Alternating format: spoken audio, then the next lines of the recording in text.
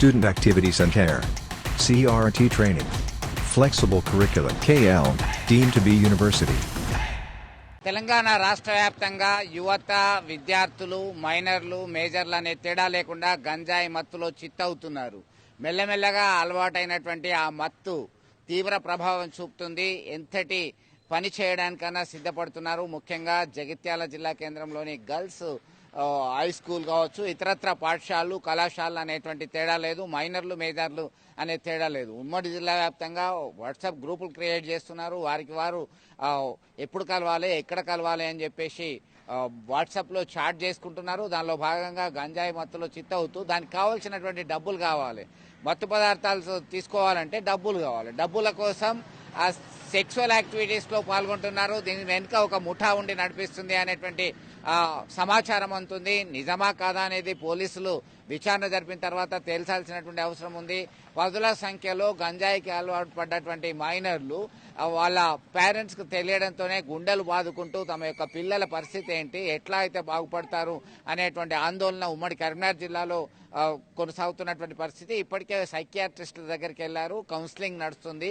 పోలీసుల వద్దకు వెళ్లి జరిగిన విషయం తెలియజేశారు. పోలీసులు సైతం కౌన్సిలింగ్ ఇచ్చారు. పలువురి మీద కేసులు నమోదు చేయడానికి సిద్ధంగా ఉన్నటువంటి పరిస్థితి. ఏం జరుగుతుంది, అసలు గంజాయి ఎక్కడి నుంచి వస్తున్నది, గంజాయితో పాటు మత్తు పదార్థాలు, డ్రగ్స్ ఎక్కడి నుంచి వస్తున్నాయి, వీళ్ళ గ్రూప్ అడ్మిన్ ఎవరు, కావాలని ట్రాప్ చేశారా, మరి మైనర్గా ఉన్నప్పుడు పెళ్లి చేసుకోవడం ఏంటి, ఆ పెళ్లి పెటాకుల అవుతుందని చెప్పి తెలియదు వాళ్ళకి. అమాయకత్వం నిండి ఉన్నటువంటి బాలబాలికలు ఆ వివాహం దానికి వెళ్ళడము, ఇతర బాలులతోని వెళ్ళిపోవడము, ఇట్లాంటి పరిస్థితులను గమనించే లోపలనే చేతి దాటిపోతున్నారు. ముఖ్యంగా 15-16 సంవత్సరాల లోపు ఉన్నటువంటి బాలికల పరిస్థితి చాలా ఆందోళనకరంగా ఉంది.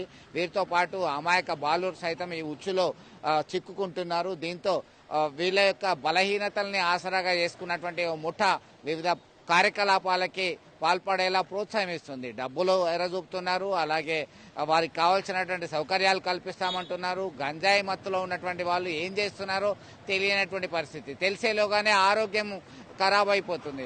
అలాగే మానసికమైనటువంటి శారీరకమైనటువంటి పరిస్థితులు సరిగా లేకపోతే అప్పుడు విషయం పేరెంట్స్ దానికా వెళ్తుంది. పేరెంట్స్కి తెలిసే లోపలనే చేతులు దాటుతున్నటువంటి పరిస్థితి చాలా ఆందోళనకరంగా ఉంది అని చెప్పేసి స్థానికులు సైతం అభిప్రాయం వ్యక్తం చేస్తున్నటువంటి పరిస్థితి. నిరంతర నిఘా ఉంటేనే ఇట్లాంటి గంజాయి, డ్రగ్స్ లాంటి అలవాట్లను మాన్పించేటువంటి అవకాశం ఉంది. ఇప్పటికైనా పేరెంట్స్ మేల్కోవాలి.